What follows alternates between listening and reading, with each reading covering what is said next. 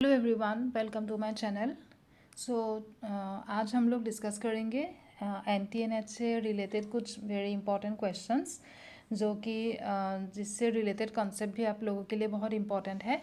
And friends, आप लोगों को अगर NTA UGC नेट सिलेबस से रिलेटेड और भी टॉपिक चाहिए तो आप लोग मेरे प्लेलिस्ट पे जाओ जो कि NTA UGC नेट एक्सपीरियंस बोल के है।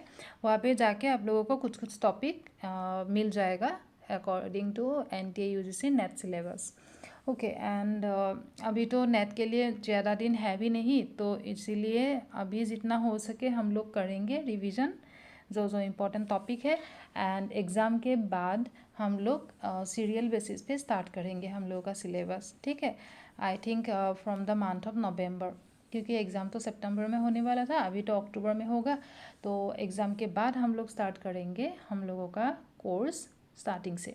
ठीक है, और ये मेरा टेलीग्राम ग्रुप का नाम है क्रैक NTA-UGC NET/JRF इन एडुकेशन। आप लोग ये ग्रुप भी ज्वाइन कर सकते हो। जो भी इम्पोर्टेंट अपडेट होगा related to your NTA UGC NET तो वहाँ पे मैं दे दिया करूँगी। ठीक है, चलो।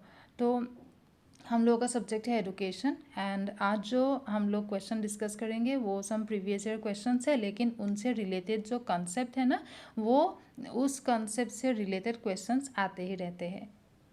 So let us start. ठीक है, चलो। तो ये क्वेश्चन है फॉर एन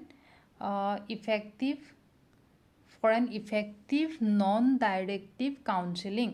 अभी आप लोगों का जो यूनिट 3 है ना, गाइडेंस एंड काउंसलिंग का जो पार्ट है, यूनिट 3 का जो D portion guidance and counselling, तो वहाँ पे क्या है, टाइप्स ऑफ काउंसलिंग है ना। टाइप्स ऑफ काउंसलिंग क्या क्या है, 3 टाइप्स ऑफ काउंसलिंग है आप लोगों के सिलेबस में। एक हो गया डायरेक्टिव काउंसलिंग, एक हो गया नॉन डायरेक्टिव काउंसलिंग एंड एक हो गया इक्लेक्टिक काउंसलिंग, है ना।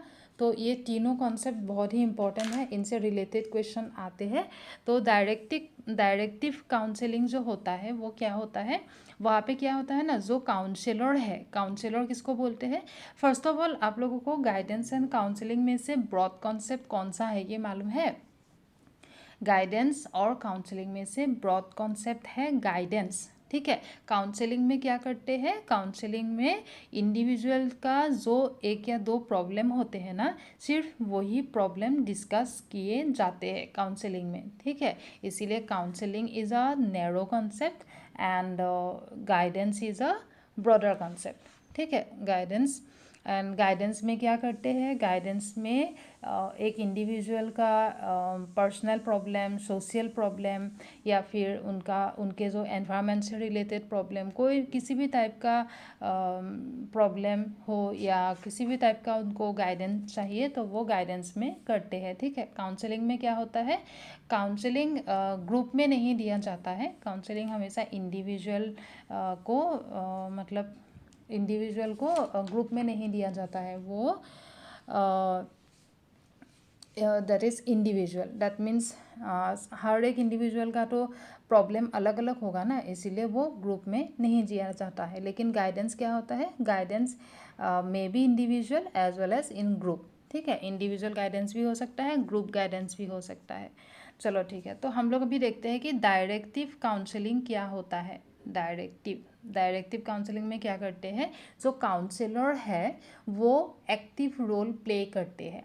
ठीक है, काउंसलर किसको बोलते हैं, जो प्रॉब्लम सॉल्व करना चाहता है ना। एंड जिनका प्रॉब्लम हो रहा है उनको बोलते हैं काउंसिली। ठीक है, काउंसिली।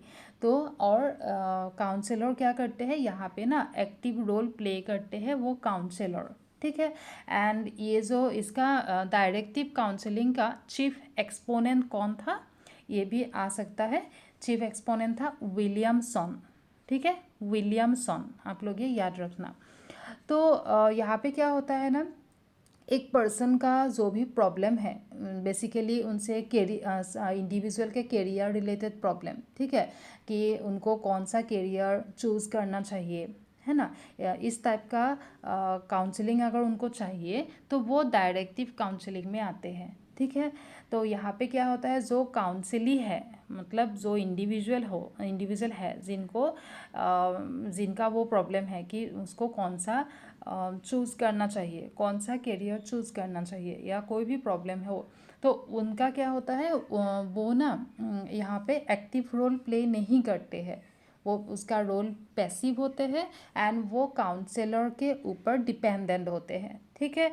तो काउंसलर क्या करते हैं, अपने हिसाब से इंडिविजुअल को गाइड करते हैं, इंफॉर्मेशन कलेक्ट करके फिर इंडिविजुअल को गाइडेंस प्रोवाइड करते हैं। ठीक है, मतलब उनका प्रॉब्लम सॉल्व करने के लिए कोशिश करते हैं। चलो, वो होता है डायरेक्टिव, जहाँ पे सिर्फ काउंसलर एक्टिव रोल प्ले करते हैं एंड काउंसली का रोल पैसिव होता है, वो काउंसलर के ऊपर डिपेंडेंट होते हैं। ठीक है।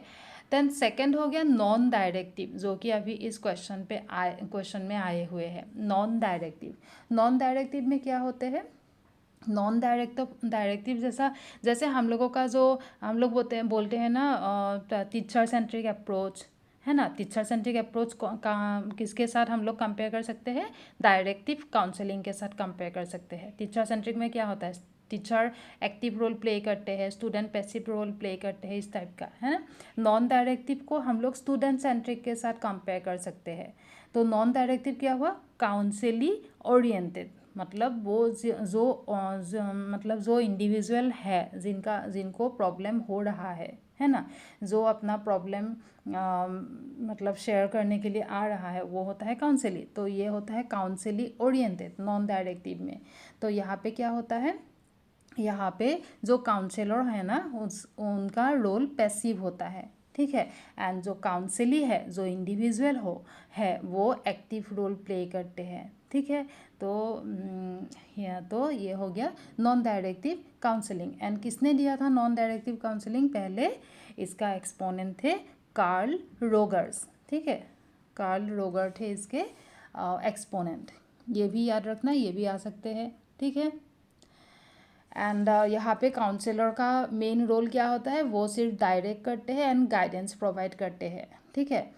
तो यहाँ पे क्या पूछा है अभी, और जो थर्ड पार्ट है वो क्या है, इक्लेक्टिक काउंसलिंग में क्या होता है, ये होता है जो डायरेक्टिव एंड नॉन डायरेक्टिव दोनों एक ही साथ दोनों होता है यहाँ पे, वो होता है इक्लेक्टिव काउंसलिंग। ठीक है। चलो, ये हम लोग, अगर आप लोगों को ये गाइडेंस काउंसलिंग के ऊपर क्लास चाहिए तो आप लोग कमेंट सेक्शन में बोलना, वो एक्स्ट्रा से लेके आऊँगी।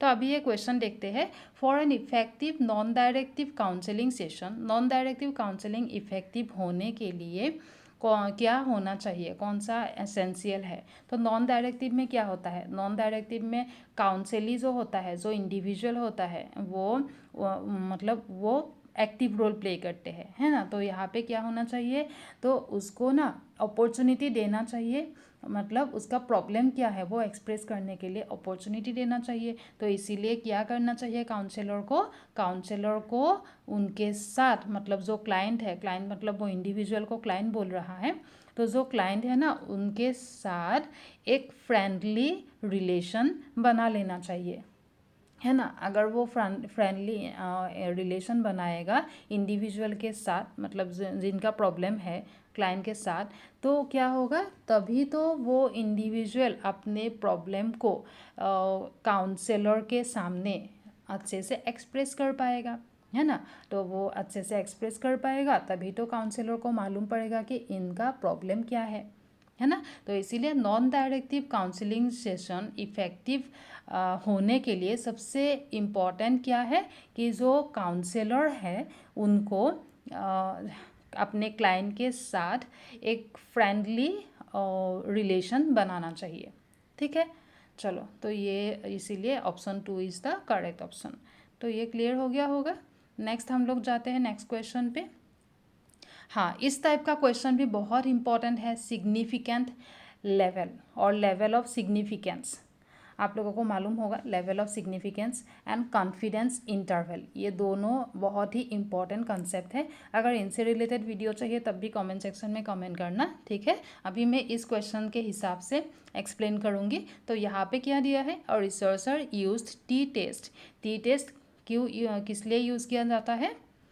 दो ग्रुप के बीच मतलब सिग्निफिकेंट डिफरेंस है या नहीं वो देखने के लिए टी टेस्ट हम लोग करते हैं, है ना।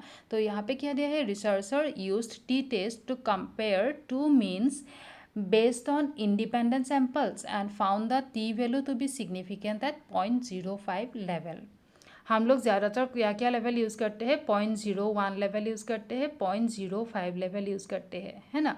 0.01 लेवल को हम लोग 1/100 भी लिख सकते हैं, मतलब इसको 1% सिग्निफिकेंट लेवल भी बोलते हैं। एंड इनको 0.05 को 5% सिग्निफिकेंस लेवल भी बोलते हैं, ठीक है। तो इसका मीनिंग, सिग्निफिकेंस लेवल का मीनिंग क्या है? सिग्निफिकेंस लेवल का मीनिंग है कि आपने जो डिसीजन लिया उसमें एरर आने का चांस कितना है, ठीक है। आपका डिसीजन सही कब होगा? मानो कि आपने आपका रिसर्च से रिलेटेड नल हाइपोथेसिस बनाया, ठीक है। दो ग्रुप के बीच डिफरेंस है या नहीं उनको आप देखना चाहते हो। उसके लिए पहले आप क्या करोगे? नल हाइपोथेसिस सेट करोगे, है ना। फिर आप टेस्ट करोगे नल हाइपोथेसिस को, है ना। तो अगर ऐसा हुआ कि आपका नल हाइपोथेसिस ट्रू है एंड आपने उसको एक्सेप्ट कर लिया, तब आपने सही किया या गलत किया? ट्रू। अगर आपका नल हाइपोथेसिस ट्रू है एंड ट्रू को आपने एक्सेप्ट कर लिया तो वो सही डिसीजन है ना। तो वहाँ पे एरर होने का चांस नहीं है। और अगर आपका नल हाइपोथेसिस फॉल्स आता है एंड फॉल्स को आपने अगर रिजेक्ट किया है, क्योंकि आपका नल हाइपोथेसिस फॉल्स है इसीलिए आपने उसको रिजेक्ट किया, तब भी आपने सही डिसीजन लिया, है ना। ट्रू को एक्सेप्ट करने का डिसीजन सही है, फॉल्स को रिजेक्ट करने का डिसीजन सही है। लेकिन गलत कब होगा? अगर ट्रू को आपने रिजेक्ट किया और फॉल्स को आपने एक्सेप्ट किया, तब तो ये गलत किया आपने, है ना। ट्रू को अगर आपने रिजेक्ट किया तब आपका एरर आएगा, फॉल्स को अगर आपने एक्सेप्ट किया तब भी आपका एरर आएगा, ठीक है। जब हम लोग ट्रू नल हाइपोथेसिस को रिजेक्ट करते हैं तब उनको बोलते हैं टाइप 1 एरर। आप लोगों ने सुना होगा, इससे रिलेटेड क्वेश्चंस बहुत आते हैं, टाइप 1 एरर, ठीक है। एंड जब नल हाइपोथेसिस फॉल्स है लेकिन हम लोगों ने एक्सेप्ट कर लिया, तब हो गया आपका टाइप 2 एरर, ठीक है। तो अगर आप लोगों को टाइप 1 टाइप 2 एरर से रिलेटेड वीडियो चाहिए तब भी बोलना कमेंट सेक्शन में, जो भी चाहिए आप लोगों को कमेंट सेक्शन में बोल देना, ठीक है। मैं लेके आने के लिए ट्राई करूँगी। चलो, तो अभी इसीलिए इसका मीनिंग अभी क्या हुआ? 0.05 लेवल ऑफ सिग्निफिकेंस का मीनिंग क्या है कि 100 में से आपका एरर होने का चांस है 5, ठीक है। 0.05 लेवल को 5% लेवल ऑफ सिग्निफिकेंस भी बोलते हैं। एंड इनका मीनिंग क्या है कि 100 में से अगर आपका टेस्ट 100 अगर आपका मतलब 100 केस में से 5 ऐसा चांस है कि आपने जो डिसीजन लिया ना उसमें एरर आने का चांस 5 है, 100 में से 5। समझ में आ गया? और 1% लेवल ऑफ सिग्निफिकेंस का मीनिंग क्या है कि अगर आपका नंबर ऑफ केसेस 100 है ना, उनमें से सिर्फ 1 मतलब एक ऐसा चांस हो सकता है कि आपने गलत डिसीजन लिया हो, ठीक है। गलत डिसीजन लिया है मतलब एरर आने का चांस, ठीक है। तो सिग्निफिकेंस लेवल हमेशा यही बताते हैं कि एरर आने का चांस कितना है, ठीक है। तो 1% लेवल ऑफ सिग्निफिकेंस का मीनिंग है कि 100 में से एरर आने का चांस 1 है। एंड 5% लेवल ऑफ सिग्निफिकेंस का मीनिंग है 100 में से एरर आने का चांस 5 है, ठीक है।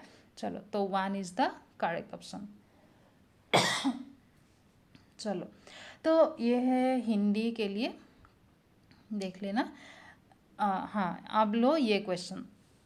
ये नॉर्मल डिस्ट्रीब्यूशन से रिलेटेड क्वेश्चंस भी बहुत बार आए हुए हैं प्रीवियस ईयर क्वेश्चंस में।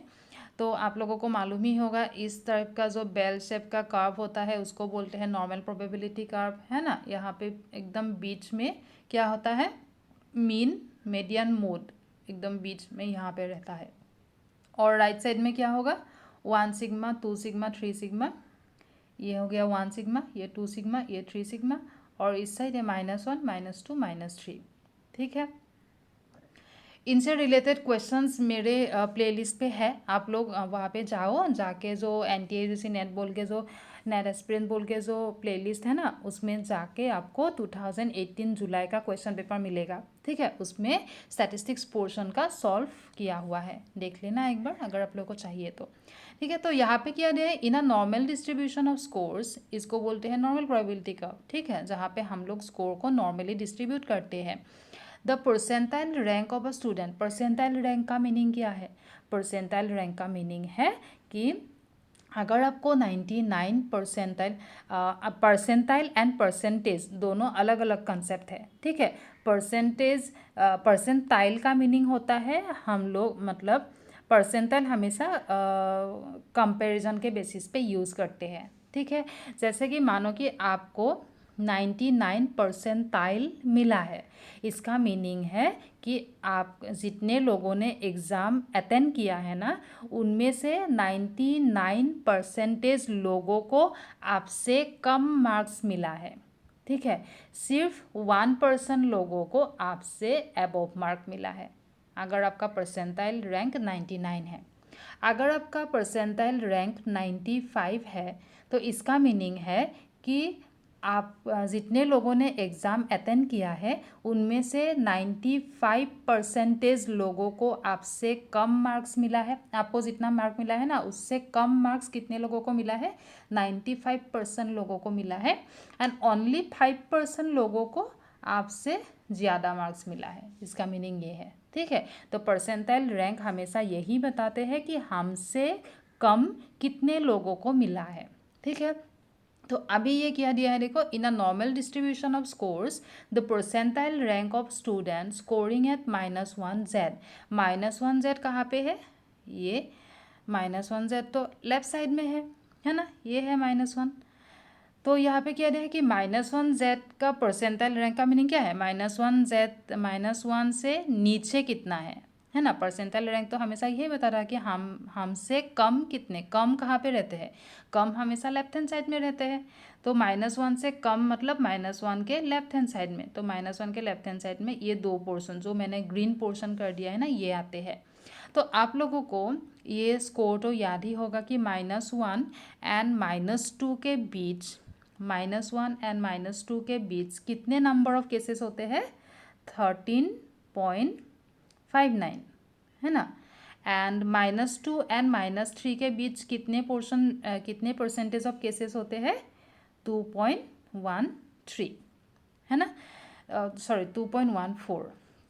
तो अभी आपको पूछा है कि -1 सिग्मा से और -1 जेड से नीचे कितने परसेंटेज ऑफ, मतलब परसेंटाइल है मतलब कितने परसेंटेज ऑफ केसेस है -1 से नीचे। तो -1 से नीचे कितना है? 13.59 प्लस 2.14 कितना होगा? 15.73 है ना, 15.73, जिसको हम लोग अप्रॉक्सीमेटली 16 भी कह सकते हैं। तो इसीलिए इसका आंसर होगा ऑप्शन 1, ठीक है। चलो, तो इससे रिलेटेड क्वेश्चन बहुत किया हुआ है, वहाँ पे देख लेना एक बार। 2018 का जो क्वेश्चन पेपर का स्टैटिस्टिक्स पोर्शन है ना, वो किया हुआ है। तो अगर वीडियो अच्छा लगा है तो एक लाइक कर देना आप लोग, ठीक है। तो अभी ये क्वेश्चन देखते हैं।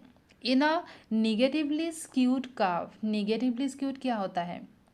अभी नॉर्मल प्रोबेबिलिटी कर्व, एक कर्व को हम लोग नॉर्मल कब नहीं होगा?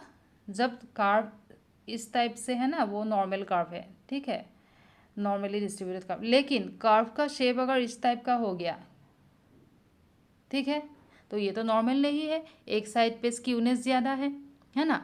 और ऐसा भी हो सकता है कि राइट साइड पे स्क्यूनेस ज़्यादा है, ऐसा भी हो सकता है, तब वो कर्व नॉर्मल कर्व नहीं है, ठीक है। अभी जो क्वेश्चन आप लोगों को दिया है उसमें देखो, in a negatively skewed curve, negatively skewed curve, negatively मतलब लेफ्ट हैंड साइड पे नेगेटिव होता है ना। नेगेटिवली स्क्यूड कर्व का मतलब है इस टाइप का कर्व, ठीक है। तो इन नेगेटिव साइड पे स्क्यूनेस ज़्यादा है, देखो स्क्यूनेस कहाँ पे है? नेगेटिव साइड में है। तो in a negatively skewed curve obtained after testing students, जब आपका जो स्टूडेंट्स हैं उनको जब टेस्ट किया, टेस्ट करने के बाद क्या मिला आपको? आपने जब स्कोर को प्लॉट किया ना, तब आपको इस टाइप का एक कर्व मिला। तो आपको पूछा है कि आपका टेस्ट किस टाइप का टेस्ट था, इजी था या डिफ़िकल्ट था, या हम लोग कर्व को देख के कुछ भी नहीं कह सकते हैं, या फिर इजी भी नहीं था डिफ़िकल्ट भी नहीं था, क्या होगा। तो आप देखो कि नेगेटिव साइड पे स्क्यूनेस है, इसका मीनिंग क्या है, इसका मीनिंग है स्टूडेंट लोगों को इस साइड पे मतलब नेगेटिव साइड में बहुत कम स्टूडेंट ने स्कोर किया है ना। ज़्यादा पोर्शन तो इस साइड पे है, देखो पॉजिटिव साइड पे ज़्यादा पोर्शन है, दैट मीन्स क्या, ज़्यादा लोगों को, ज़्यादा स्टूडेंट्स को मतलब पॉजिटिव साइड में मार्क्स मिला है, मतलब ज़्यादा स्टूडेंट को अच्छा मार्क्स मिला है ना। और इस टाइप का अगर कर्व होता तो क्या होता, तो यहाँ पे तो पॉजिटिव साइड में स्टूडेंट का पॉजिटिव साइड में कम लोगों को मिला है, नेगेटिव साइड में ज़्यादा लोगों को मिला है, इस टाइप से कहते हैं, है ना। लेकिन अगर अभी तो आपका नेगेटिवली स्क्यूड कर्व, तो इस टाइप का कर्व है। तो नेगेटिवली स्क्यूड कर्व पे क्या होता है, नेगेटिवली स्क्यूड कर्व पे नेगेटिव साइड में स्टूडेंट का स्कोर कम होता है, मतलब कम स्टूडेंट ने कम स्टूडेंट को कम मार्क्स मिला है, ज़्यादातर स्टूडेंट तो इस साइड में है, मतलब ज़्यादातर स्टूडेंट को तो अच्छा मार्क्स मिला है ना। तो क्या होना पड़ेगा, तो वो टेस्ट डेफिनेटली इजी ही होगा, इसीलिए ज़्यादातर लोगों ने अच्छा मार्क्स स्कोर किया है। ठीक है, तो option number 1 is the correct option. ठीक है, ये हिंदी में है।